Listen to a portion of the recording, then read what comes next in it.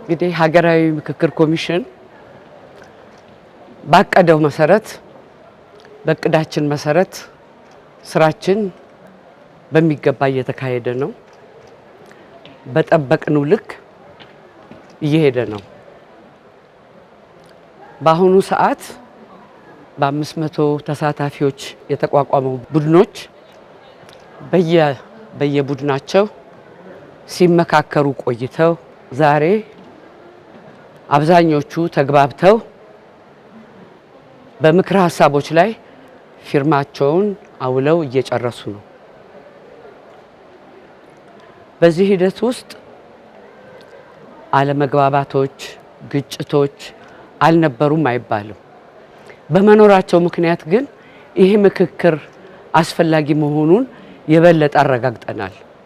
እነዛ ግጭቶች ተፈተው ተደማምጠው ወደ አንድ የጋራ ሀሳብ አማካይ ሀሳብ ላይ ደርሰው በአብዛኞቹ ጉዳዮች ላይ ተስማምተው 8ቱም ቡድኖች ስራቸውን እያጠናቀቁ ነው።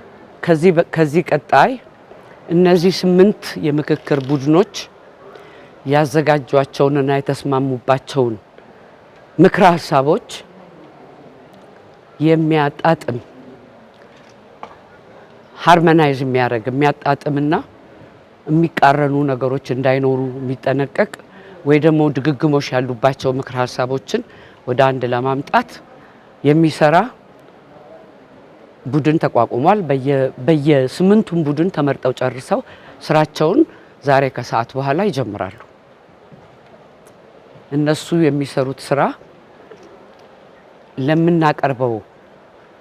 አጠቃለን ለምናቀርበው ምክረ ሀሳቦች አንድ ወጥነት እንዲኖራቸው ለማድረግ የሚሰራ ስራ ነው። ከዚህ ባሻገር አንዳንድ ቅሬታ የሚያቀርቡ ግለሰቦችም ሆኑ ቡድኖች፣ የፖለቲካ ፓርቲዎች ያቀረቡትን ቅሬታዎች ባለን የቅሬታ አፈታት ስነ ስርዓት መሰረት ጉዳዩ እየተጠና ውሳኔ የምንሰጠው ይሆናል እና እየተቀበልንም ነው፣ እየመረመርንም ነው፣ ውሳኔም እየሰጠን እንሄዳለን ማለት ነው። ከዚህ ባሻገር የሚቀጥለው ምዕራፍ ይሄ ሁሉ የተደከመበት ለረጅም ጊዜ ሲደከምበት የቆየ ምክክር ውጤታማነቱን ለኢትዮጵያ ሕዝብ የምናበስር ይሆናል። በአብዛኛው ስራችን 3/4ኛው ስራችን እየተጠናቀቀ ነው። አመሰግናለሁ።